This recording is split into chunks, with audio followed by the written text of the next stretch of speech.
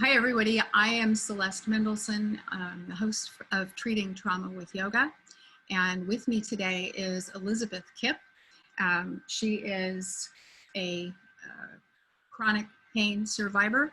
She is also an ancestral clearing practitioner and a pain recovery, I'm not sure exactly how to say that, Elizabeth, recovery coach. She helps people with chronic pain to walk through that and come out to the other side to live without the exhausting craziness that happens with chronic pain. And so Elizabeth is here today and will be answering questions, and I will be asking them. We're going to get started with some of the questions that people have been, that we are interested in hearing answers to. The first question, well, actually, really the first thing that we want to talk about, since this is her focus and her specialty, she's an author also and wrote a book called Chronic Pain, The Way Through, and or The Way Through Chronic Pain. I don't remember exactly how that goes, but I've got a copy of it and I've been reading it, so I'm pretty impressed with what it is that she does. And chronic pain is something that I have personal experience with, so I absolutely understand how difficult and devastating that can be. Elizabeth, can you tell me a little bit about what brought you to the place where you are now helping others to heal from chronic pain? Yes, I can. Thank you, Celeste. And it's an honor to be here and have an opportunity to speak to you and the group here. So I have a background of chronic emotional pain, really what you would call nowadays, they label as CPTSD, complicated with, in my childhood, complicated with an accident where I broke a vertebra low on my back and displaced it. I had a bunch of surgery. About 9 months after I managed to have a child, they all told me I wouldn't be able to have a baby, but I got pregnant, and they're like, "You can't do this," and I had so much joy. It was this deep, deep, deep joy that I was like, how can that be a problem? So I just went ahead with it. And you know, my son is a force in this field today. so anyway, I had a lot of chronic pain. The doctors didn't know what to do with it. All they knew to do was prescribe opiates and benzodiazepines, and tell me that was going to be my life. I was upset by that prognosis. I was traumatized actually by that. I couldn't imagine a life that I was living at that time, my whole life extending like that. Fortunately, I had the scientific training to know that the doctor had basically forgotten his science, right? So science is a self-limiting framework. It can only comment about things that it can measure, observe, you know, and describe. But we live in there and the all that is, in the unknown as well. And healing happens in all those places. So I looked everywhere for my healing. And it took a while for me to find it, but I did. And in the process, I had the opportunity to sit with and in front of thousands of chronic pain patients in hospital, doctor's offices, rehabilitation centers, because I was in all those places for, you know, a long time, all over Canada, all over the United States. So, I mean, it was a blessing for me to have all that experience. And anyway, so I finally found my way through with the auspices of Dr. Peter Prescott, through when he was working he was heading up the pain management program at the Betty Ford Center, which is not there anymore. But I found my way through off the medication and out of my pain. I was in his program for 52 days. I walked into that program with a lifetime of pain, and 52 days later, and I walked in there with a lifetime of pain and 31 years on medication. benzos and opiates, including 15 years of fentanyl. Mm. And I walked out 52 days later with no pain. So I was like, I mean, so many people helped me to try and just solve this problem. You know, I had so many people tried to help me. And I remember when I was in all this thinking, man, I'm going to help other people someday. You know, if I could ever, because I need to repay this because so many people were so helpful to me. So it's really an honor for me to now be in this space and be able to give this gift to others, because it is a gift, and a lot of it's a mindset thing. It's not about opiates and benzos. That's really not the answer. Anyway, that's kind of a long answer to your question. That was a perfect answer. Thank you very much, because that's, you know, that's chronic pain is an issue that brings a lot of people into the rooms of recovery because they get addicted to prescription drugs because of their pain. And what I know about addiction is that there isn't anybody that comes to the place of substance use to the point of addiction that doesn't have trauma in their history of some kind. So it all wraps, right? It all goes together. So tell me, Elizabeth, if you can, it's kind of an open-ended question. Who gets chronic pain? What kind of people? Who is it? Who are these people that have chronic pain? Yeah, well, there's the World Health Organization estimates that 1/5 of the planet has it, and the National Health Institute estimates that 1/4 of North America suffers, and that's across all socioeconomic measures, including children. Mm-hmm. And it doesn't matter what class, it doesn't matter. It's this uniform spread. And who gets it? I would say anyone who has childhood adversity that doesn't resolve it. It's not really the trauma that's the problem, it's our reaction to it. And it has a lot to do with like our basic physiology and understanding, like being able to actually understand what's happening here. And the doctors, most of the doctors that worked on me were not chronic pain trained.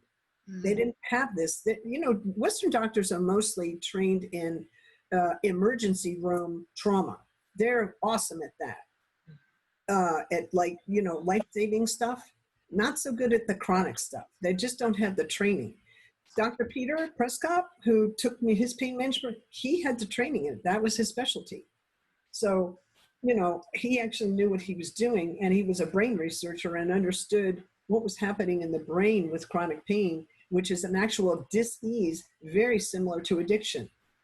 It doesn't, we don't get the same dopamine hit, but we get a very similar cycle in the brain of that negativity. We get an accentuated negative mind.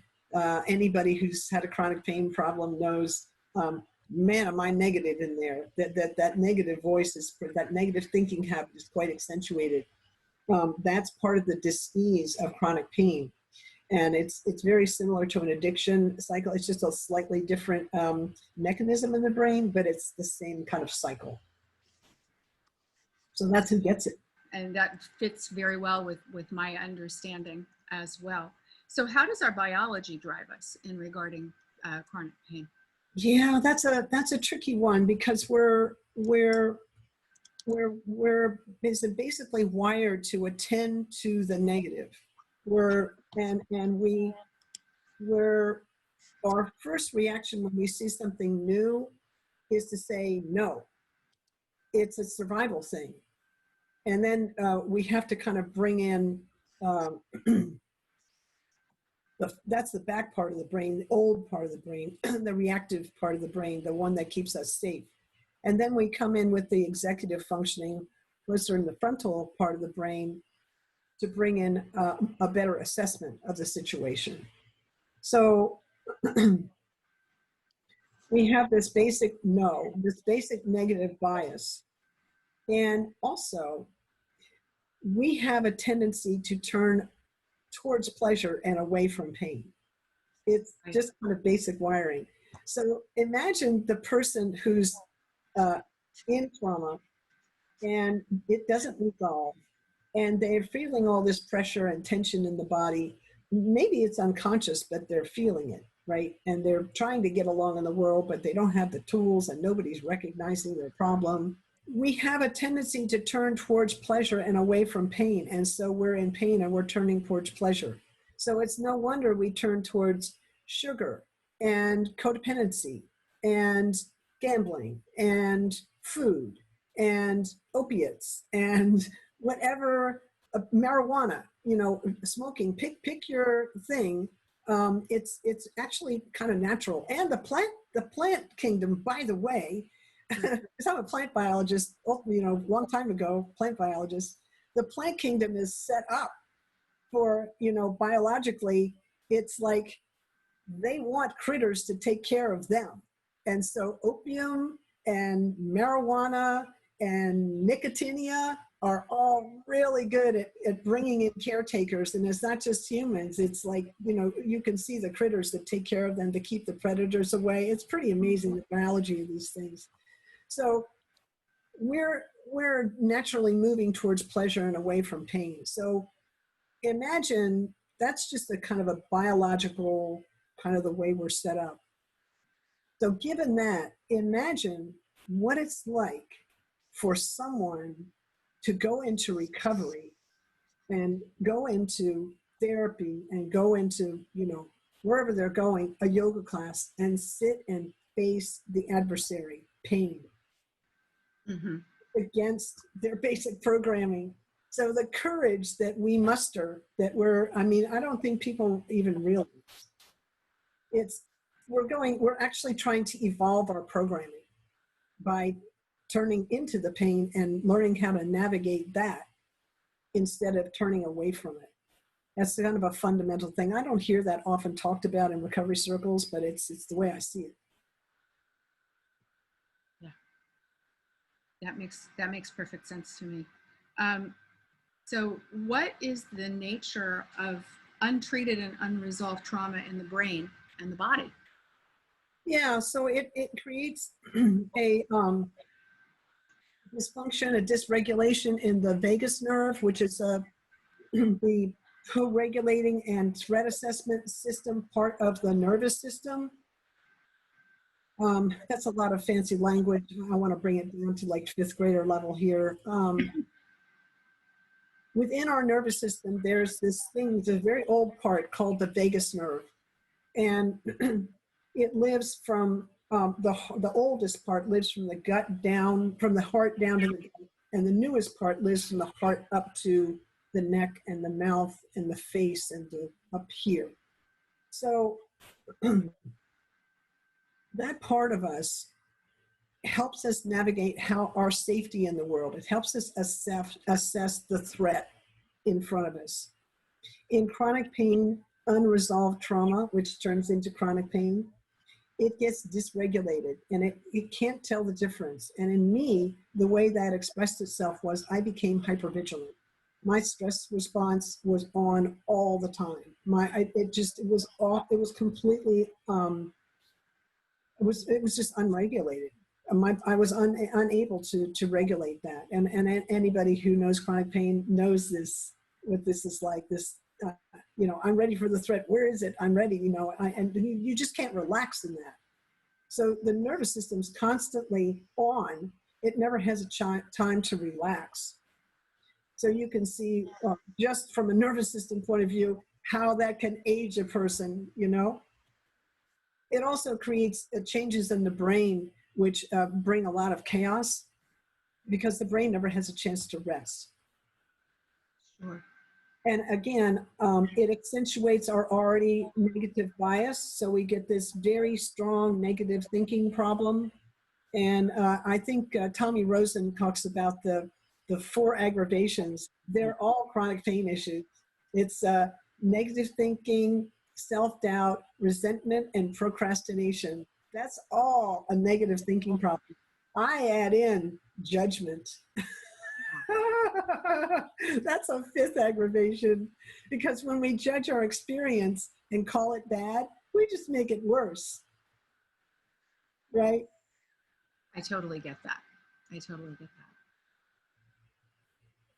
that. Yeah. Yeah. So, is it possible to heal and resolve chronic pain? Can we actually, or is it more that you learn how to adapt your lifestyle to it? How is it that you work around it? How do you get away from being a chronic pain sufferer? Yeah, I love that question. That's a great question. So the idea is to not say I want to get rid of it. That energy right there is going to lock it in even more, right? Mm. Here's the key. You can heal from chronic pain. I'm a living example, but it's not just about me. Dr. Peter had a 94% success rate in his program. So, you know, and we haven't relapsed. So, and that's actual data that he took from his study. So it's not like I'm so special. I just applied the tools. The thing is, though, is that we're all used to taking a pill and getting an instant. We live in an instant society. We're used to this instant gratification. It took actual years for us to build this habit, this old habit in the brain, this negative thinking, and we reinforced it time and time again. So we need to retrain the brain and shift our lifestyle, change what we're doing, and really find a new way to live. They say that in Narcotics Anonymous, find a new way to live. And we literally need to find a new way to live.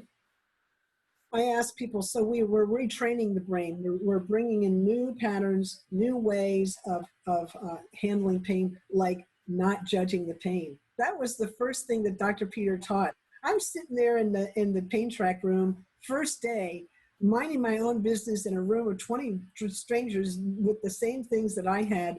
And he says, don't judge the moment. And this is what I said in my head.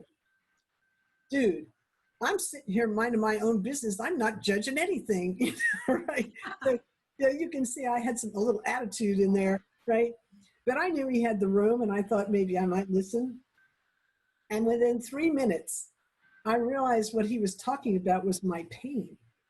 And I was like, the light bulb went off in my head, and I went, oh my God, I've been judging my pain as bad my whole life, right? Which locks it in, which is why I called it the fifth aggravation.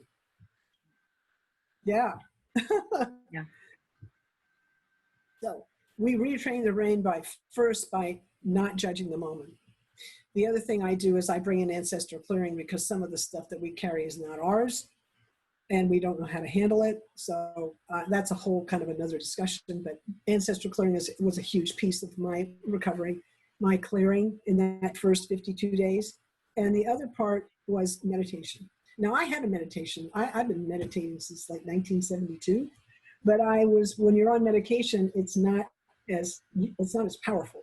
So I got off meditation and I had the opportunity to meditate.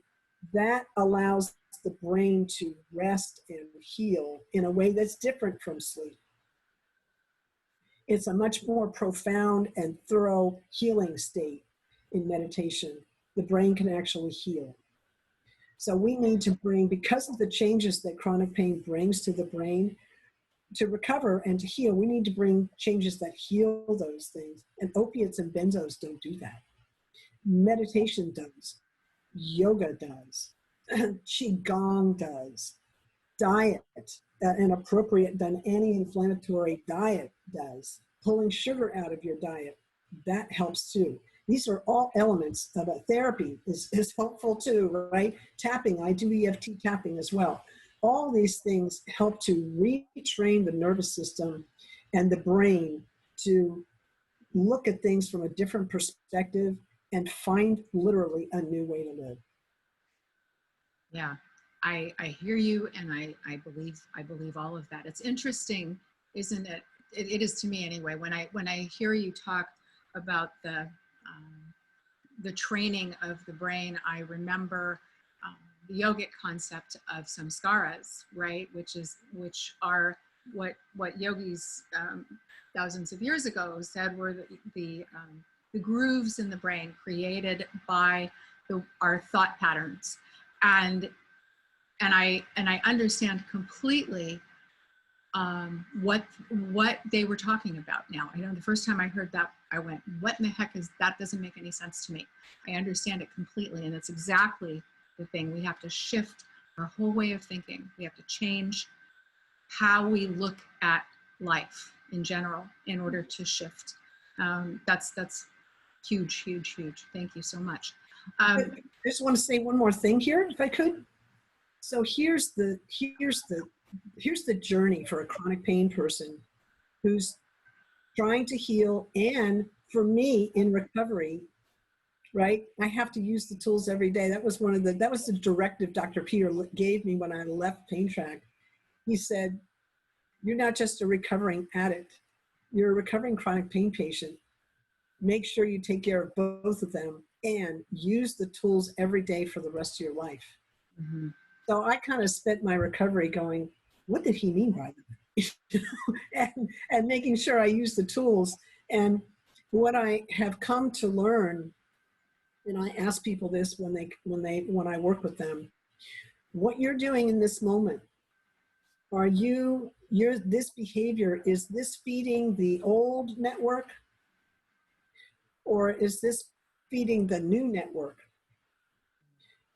Which part of you are you retraining? Are you building a new network here? Or are you putting the old highway under reconstruction again? You know? So it's important that we kind of, each moment, we kind of have a choice as to which way we're going.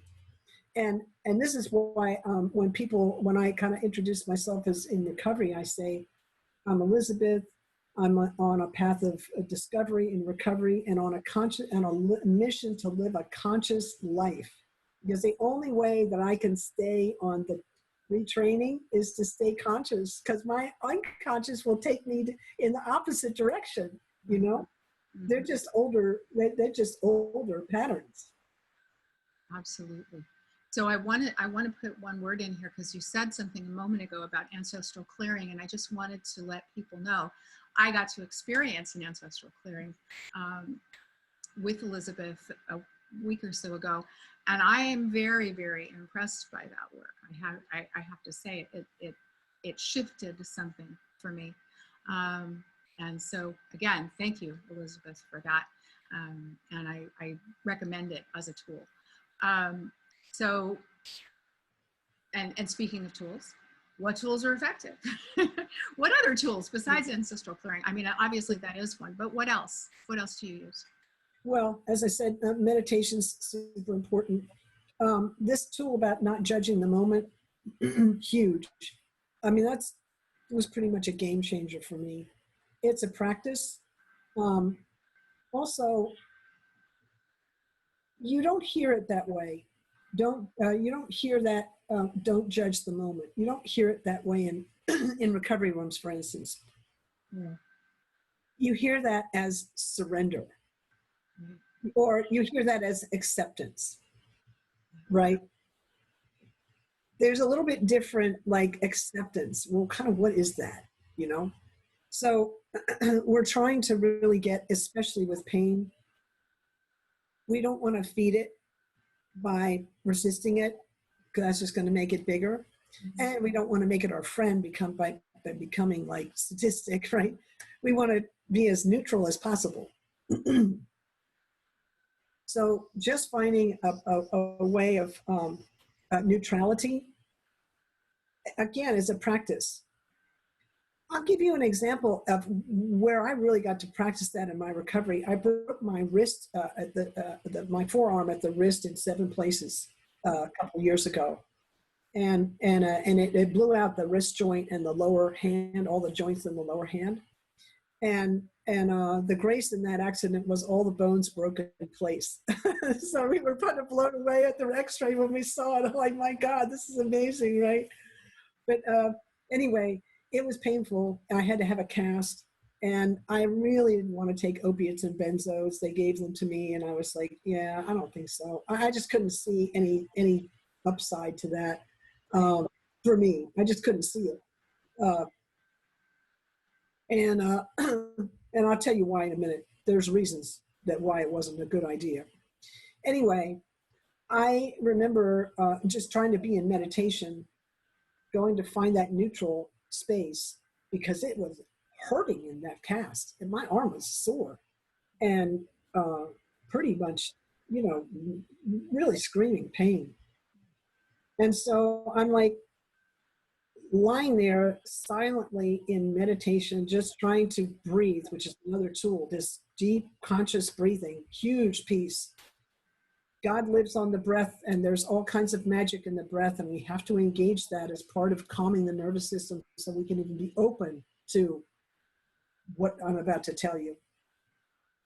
I knew that I was like, there was a part of me that was holding on and fighting this pain, but I really couldn't find it. And I really, my body, I couldn't find where that was. And I really needed to engage the breath so that I could relax enough to find where I was holding on. And I finally did.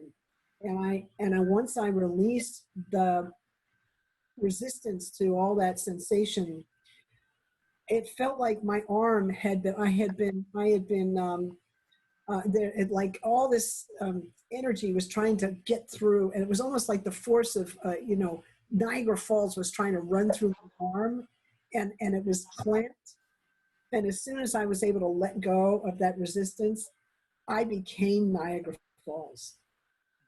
It was amazing. It was just energy, and I was flowing, and the body was healing, and I was like, oh my God. I was like, but here was the thing, every time I would get up and pee or whatever, or get a meal or whatever I had to do, and I get back into bed, I had to find it all over again. And it was okay. It's a practice. It's at least that's the way it was for me. I had to find it all over again. But what a beautiful discovery, and what an acknowledgement of that concept of getting out of our own way. I love it. I love it. So it was really like, so it was like you could feel the energy of the healing through your arm when you were in that meditation place? Yeah, so my aha moment there was, oh, I had been labeling the sensation I was feeling as pain, which in my old programming is like, this is bad stuff, right? Right. What the new languaging and realization was, oh, the body's just got a lot of energy right now, and this is what it's doing to heal. And nobody told me when I was growing up, and none of the doctors said this to me. I had to figure out for myself, pain is part of healing, and we're all for me anyway, I don't know about everybody else, but for me, when I was a child, and even later as I was growing up, if somebody got in an accident or bumped themselves and like that, the adults would come rushing, and they would do everything in their power to stop that pain. Mm-hmm. And so the message was, pain is bad, and we have to stop it as soon as possible. Nobody ever said pain is part of healing, it's okay. That was not the message. So we kind of got it backwards here, Yeah. Yeah, absolutely. Okay, so is it possible? I guess you're an living example of it, but is it possible to live a life free from suffering? Well, see, now that's the thing. I love that question. So I have a broken arm. It's healing. Now, what am I making it mean? Oh, poor me, I've got a broken arm. Mm-hmm. Or, oh, I broke my arm. My body's going to heal it. thank you, God, that you have, you know, given my body this wonderful wisdom that it knows how to heal, you know, and I'll do whatever I can to support it. You see the difference in those two things? Yeah. One is suffering and the other one is thriving. The other one is what? Healing and thriving. Okay. Okay. Yeah. Thriving. Yeah. Yeah. So we're, you know, it's the way we're looking at things. Are we feeling victimized? And have we forgotten everything is a blessing? How are we looking at things, right? Where is our attention in all of this? Right. Yeah.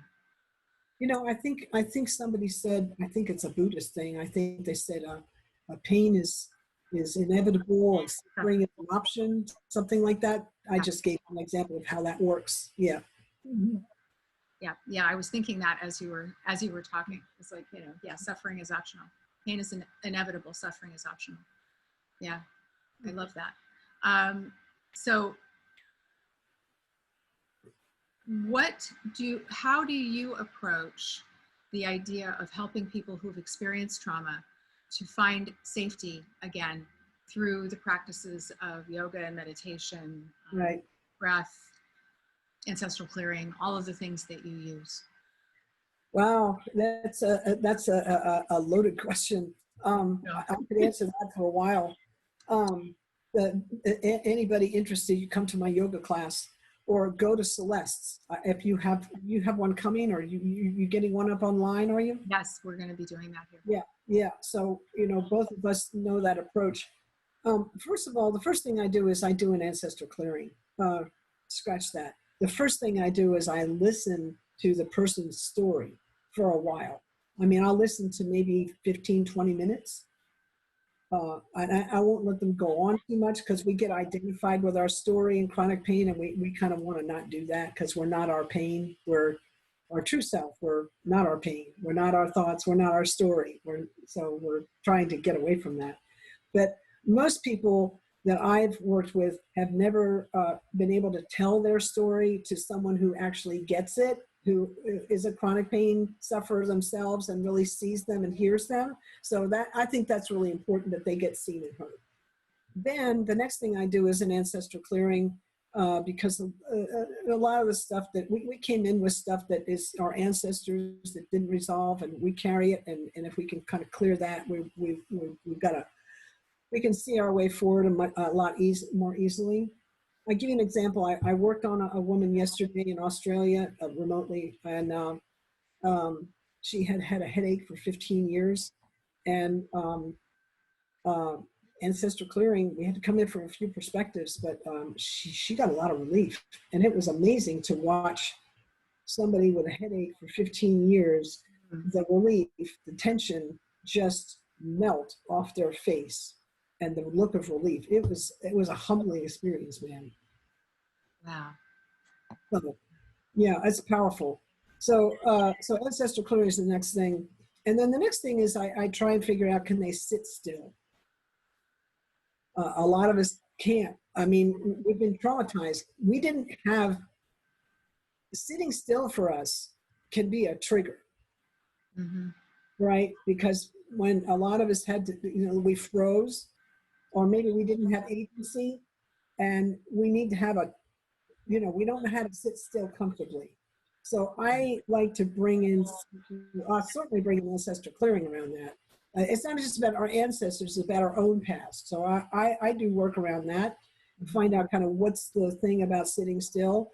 And then if they're still having trouble sitting still, I help them with breath work. And it'll be left nostril breathing breath work that we do just to stimulate the calming center in the brain, just to get the nervous system, oh, it's okay to sit still. It's okay to sit still, right? So we just really want to begin to gentle the body. That's the first thing. And then the second thing is, because the body, for me anyway, and so many of us, the body becomes a battlefield when we're in pain. It's just this, I don't want to be here, let me out of here, I want to avoid, numb, whatever, I don't want this, right? That we have to bring in practices that help us embody ourselves. And this is not a quick, like I said, this is not like taking a pill or getting a shot. It doesn't work like that. It takes time. And we grow our compassion and our patience with ourselves. And we really learn how to love ourselves through the process. It does take the work. It takes a commitment. But here's the thing. Chronic pain will steal our attention away. It's what it does. Just like addiction steals our attention away, right? We have to bring practices that are stronger than that. Stronger than the strength of, I'm going to steal your attention away. Those practices have to be able to overcome that.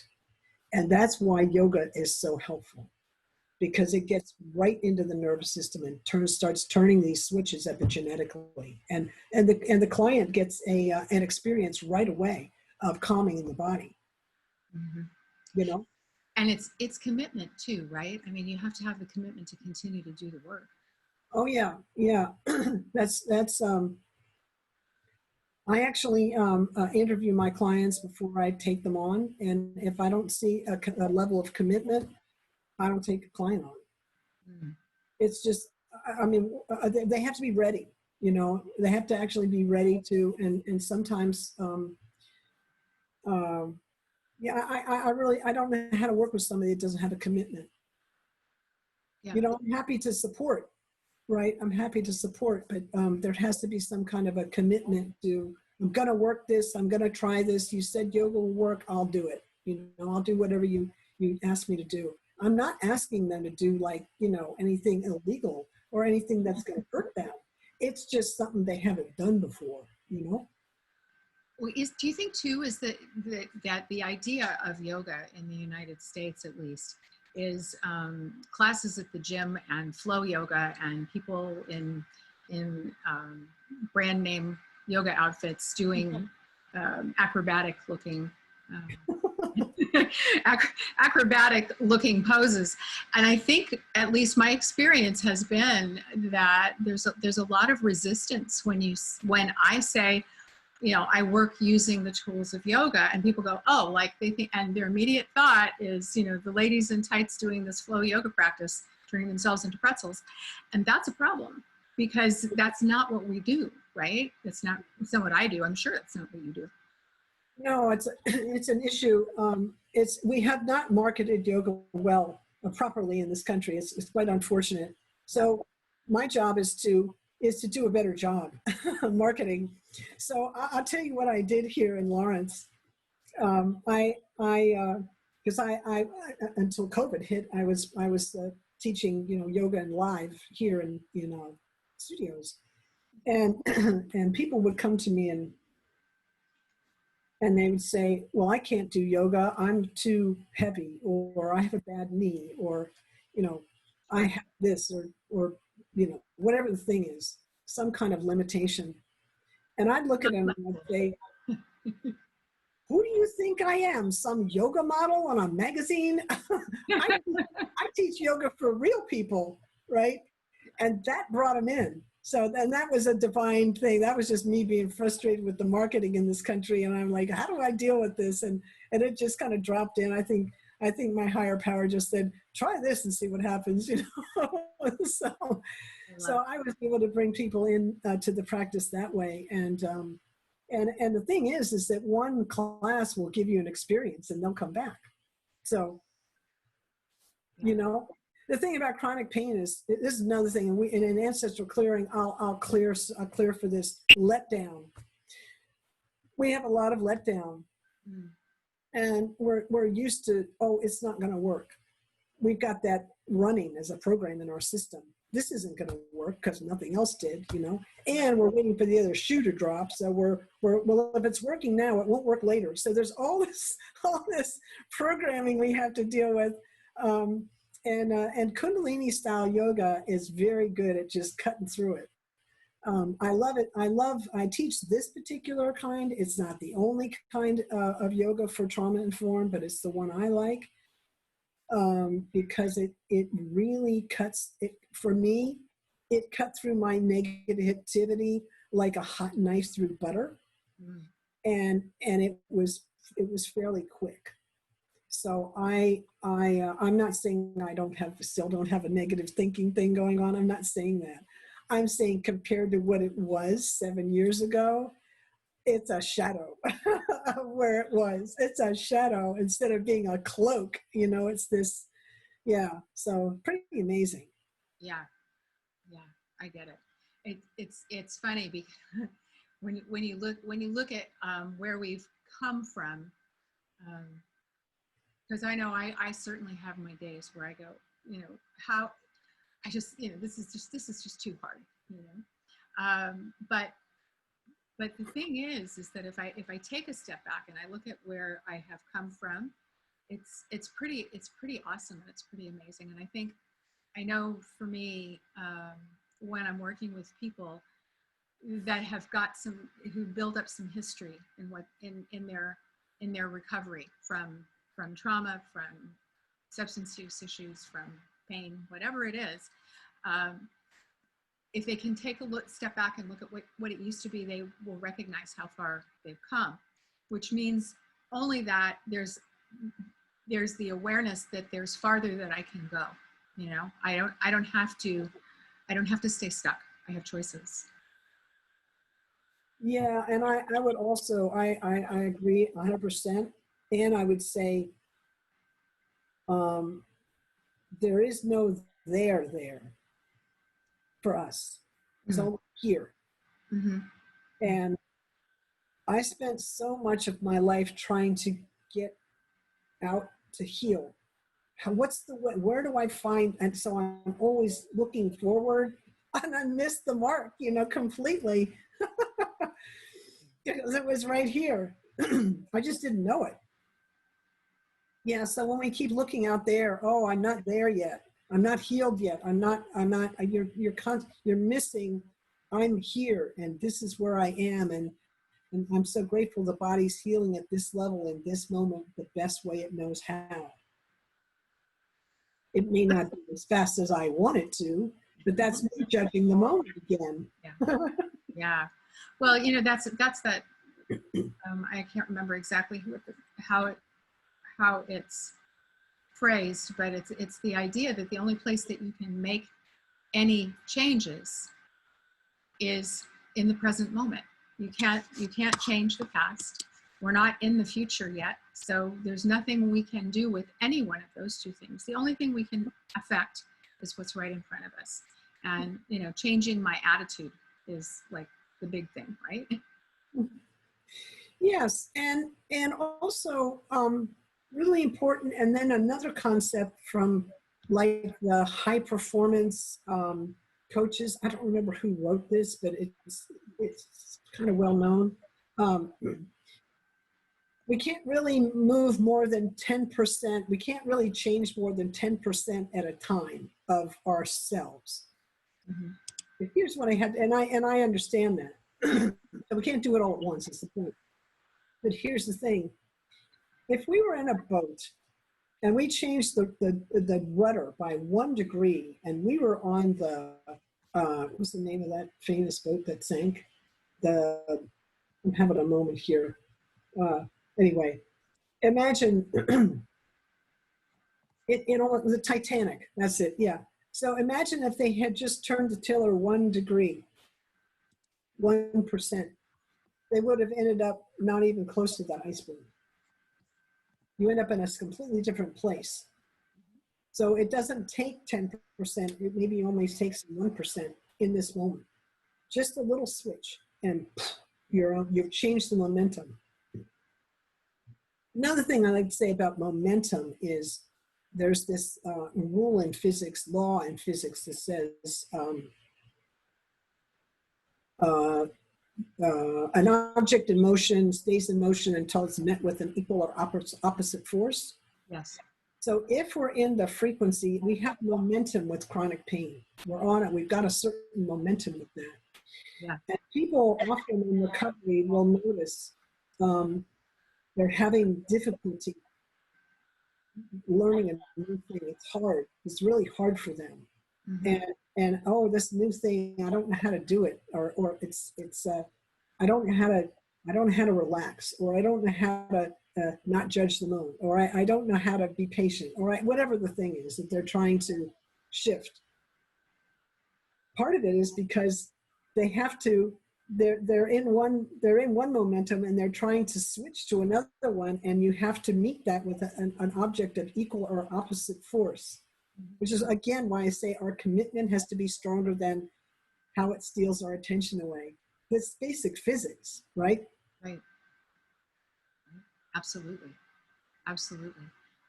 So I'm going to bring you back to something because you said you were going to talk about it later and I didn't want to lose it. You had said that there was a reason why you couldn't take the pain medication, the opiates, when you had that broken arm, and you were going to tell us about that. Yeah, I'm not going to say that nobody should take pain medicine in acute pain. It's not about that, really. My feeling is if your stress level because of the pain is so high that you just can't relax, you can't get any sleep and rest because the body needs to rest, take it. You know, I mean, the doctor will prescribe it. They prescribed it to me. But here's the trade-off for me. Like I said, I had a meditation practice, a long time meditation practice. So I kind of know how to use that tool. And I used it and it helped me to relax enough so that I felt like I didn't need the meds. Now, this is the downside to opiates. They dehydrate you and the body's trying to detox and release. So you're not helping that. They freeze up they paralyze the gut. So you're trying to digest your food so that you can heal, and opiates stop that too, right? They hinder that. And it depresses the breath. And like what we release more than 50% of the toxins in the body through the breath. So just our breath alone. So like that's part of how we heal is through the breath. So opiates, what's the upside to an opiate? I'm just asking, like, other than I'm so stressed, I just need a freaking break from this pain for, 12 hours, boom, or, a little while, right? That's the way I see it. And I kept my eye on the prize there, in terms of my body's trying to heal. And it's so against my program because I was on meds for so long, right? The body's trying to heal. I trust the body's wisdom. Yeah. Yeah, not used to trusting my body. Plus, like, it broke on me. So what the hell? Well, it's true. I mean, isn't that, it's like it's the trauma thing, right? It's like we don't trust ourselves, whether it's, in our bodies or our minds. We have a tendency not to trust. And that's to me, that's where the way in is if we can begin to recognize how untrusting we are of ourselves, and take a look at that paradigm and why it is that I don't believe in me. We'll shift it, right? We'll shift it because if we look honestly at who we are, we recognize ourselves, I think, as human, as spiritual beings having a human experience, and a spiritual being is a part of everything that is here, and everything that is also a part of us. I agree with you as far as the medication. The other piece of it that I see as a disadvantage to meds is pain medication lowers the ability of a person to make commitments and keep commitments to themselves as to how they're going to be and what they're going to do and how they're going to address the next hour or whatever of their lives. And that's the piece that I think is so insidious, is that it takes away our choice. Yes, it's remember, I don't have to say it to you, but I'll just say just kind of a thing. right? You can't separate mind, body, and spirit. Right. So what we do to one, we do to all. Mm-hmm. So when we're numbing, and I didn't put all that together until I heard Brene Brown say, when you numb your pain, you numb your joy. I heard her say that back in, what was it, 2010? And I was like, I got to get off this medicine. I knew it in that moment. She was the one that got me started in my recovery. Wow. When I heard that, right? But when you mess with one, you mess with all. So we take an opiate and it affects mind, body, and spirit. Absolutely. And but like I said, if we're so stressed that we can't relax on any level and we really need to get some sleep, Hmm. I can see, like, having a prescription for a few of those, but not many, just to get you through that period. And I would be, I would just, be monitored. I would make sure that I had somebody monitoring me on that. And our meditation practice, I don't think people understand the power. It's a funny word. They really don't know what it is. They don't even know how to spell it, some of them. And it's like, this mystery, and it's the most natural thing that we do. Well, it's spelled like medication without the C, nodding it too. It's so confusing. Yeah. Yeah, I've actually, I don't know if you've ever had the experience, but I've typoed that a couple of times where autocorrect will turn it into medication, and I'm like, no, you know. That's right. Yeah, it does it all the time. Yeah, it does it all the time. All right. Well, this has been amazing. We had a beautiful recommendation from Maureen. I was just going to say, I just saw that. I highly recommend Elizabeth's book, The Way Through Chronic Pain: Tools to Reclaim Your Healing Power. So yeah, I do too. I haven't finished it yet, but I'm working on it. Yeah. So how long did it, what was, not how long did it take you, but what was the thing that brought you into, I need to write this book? Oh, yeah. So I had a book in mind, starting at about 2008, 2009. I've been a writer. I was writing some science fiction, and I love to write. And I thought, there's a lot of people that have chronic pain, and I have so much experience. Maybe I could help people. And then anyway, I got through treatment, and Dr. Peter came out with a book, and I read his book, and he's got these great exercises in the back, and I had done those exercises, and while he was writing the book, he was trying to write the exercises, and he knew I'd done them, and he knew I was a writer, and he said, "Hey, can you help me with this?" So I helped him write that little part, that little section, which was an honor, Anyway, I read his book, and I was like, yeah, I need to write a companion to this. So it's really, my book is really a companion to Dr. Peter's Conquer Chronic Pain. This is the doctor part. Yeah. And this is the user's guide.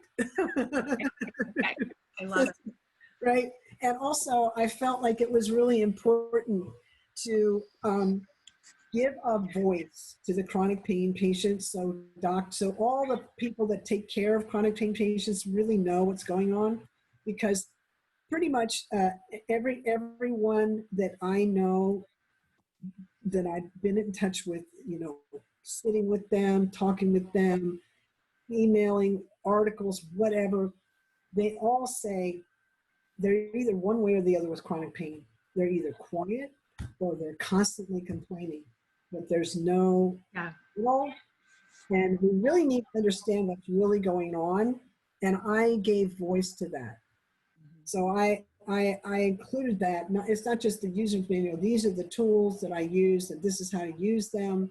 This is why they work. This is what's going on in the brain, kind of thing. This is why we do what we do. This is how you do this. And there's a lot of references in the book that I included this other piece. Yeah. When you just said that about, they're either constantly complaining or they're like stoic and not. So that's, you know, that was me. It was like, I wouldn't talk about it. It was like I was ignoring it. I'm going to pretend it's not there. I'm not going to talk. I'm not going to, because I wasn't looking for somebody to feel sorry for me. I wanted it to go away, you know, but it was the same thing you were talking about. I was like, it was bad. I wanted it to be gone. And so it was that judgment. It was that judgment. So helpful. Thank you from Susan. And let's see, love your book. So helpful, Elizabeth, practical, insightful, and backed by research. You walk your talk. Thank you for all that you do. That was from Svava. And Maureen says, conquer chronic pain. Yes, absolutely. Svava got to run. Okay, so she's gone. Love that you're getting the word out. And Maureen says, thank you so much to both of us. Thank you so much for being here, Maureen. I'm glad everybody participated today and came out for this. It was great. I'm glad you did. I'm glad everybody was here. Anything else you'd like to say before we say goodbye, Elizabeth? Oh, sure. For people that are here, Celeste's, the link to Celeste's website is in the chat.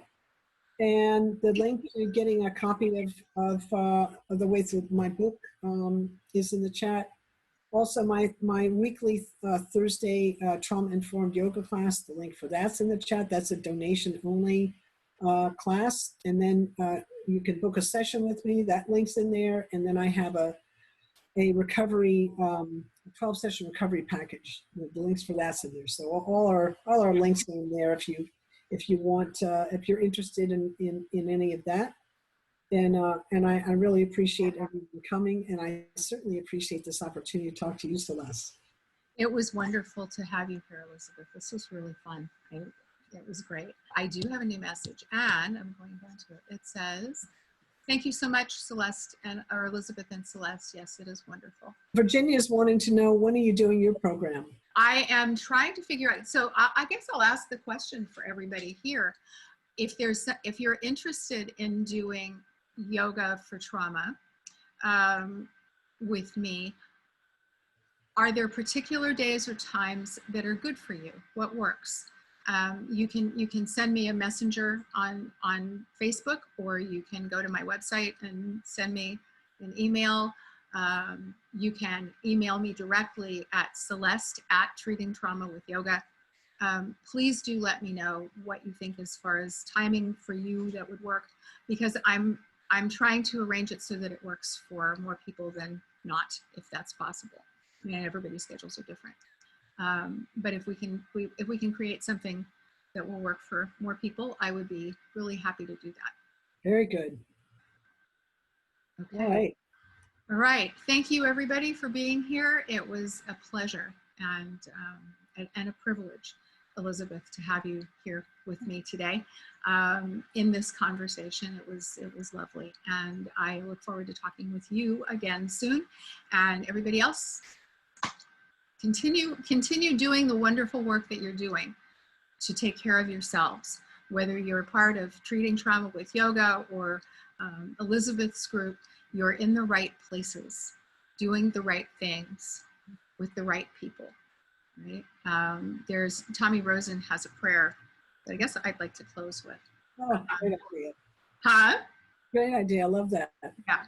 So the prayer goes like this: higher power, universe, whatever your version of something greater than yourself is, put me in the place you would have me be, with the people you would have me be with, doing the things that you would have me do.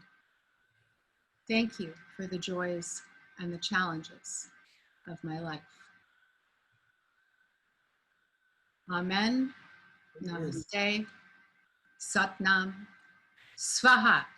Yes. Woohoo! Woohoo! Yeah, woohoo. That's the way Tommy ends that. That's true. Okay. All right. Thank you all so much. And I look forward to talking with some of you at another time. I'd love to see you all. And Elizabeth, I'll talk to you soon. Very good. Thanks so much. Bye. Bye, everyone.